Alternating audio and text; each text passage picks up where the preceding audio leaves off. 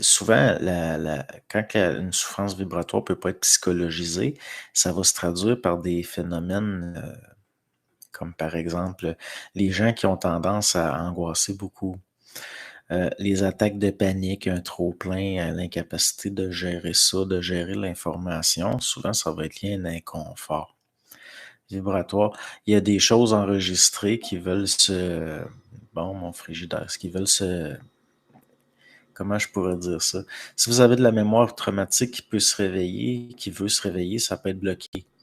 Donc, au lieu d'avoir une souffrance psychologique intense, il va y avoir une sorte de crise, c'est-à-dire une incapacité à gérer l'information environnementale. Ça va engendrer de la panique.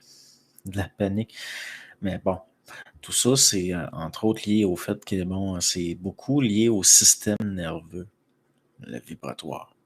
Dans l'enregistrement, Bernard, il parle, il dit, ah, les entités astrales, ils servent du sang.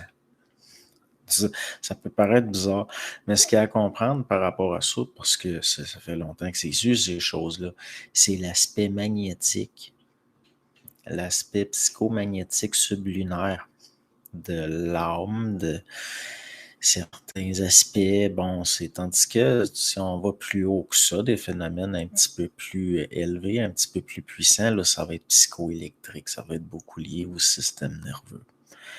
Si vous prenez par exemple certains courants qu'il y a eu à partir de la fin du 19e siècle, le début du 20e siècle, qui étaient beaucoup liés, entre autres, à des fascinations pour le sang. Ça, c'en est des phénomènes liés à de la corruption astrale, dans le sens que c'est très magnétique, c'est assez basé sur le magnétique. Il y avait beaucoup de groupes ésotériques, notamment en Europe de l'Est ou en Allemagne, en Autriche, que tout était basé sur le magnétique du sang, puis les phases de la Lune, des choses comme ça. C'est pour ça qu'il y en a qui ont dit que, entre autres, certains groupuscules germaniques avaient voulu enlever la mission de certains peuples parce que c'était une guerre entre les sorciers du sang et les magiciens du ciel. Il y avait une sorte de... Bon, en tant qu'il peut comprendre qu'il pourra, parce qu'il s'agit de sujets délicats.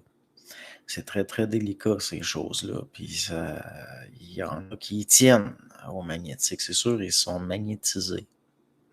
Donc, l'affaire là, quand vous êtes comme un magnétiseur, là, il va y avoir ce qu'on appelle là, des passes magnétiques, des choses comme ça. Ça va être beaucoup lié au sang, au magnétique du corps, puis après, ça a des effets sur le système nerveux, tandis qu'il y a d'autres phénomènes, ça va être le contraire.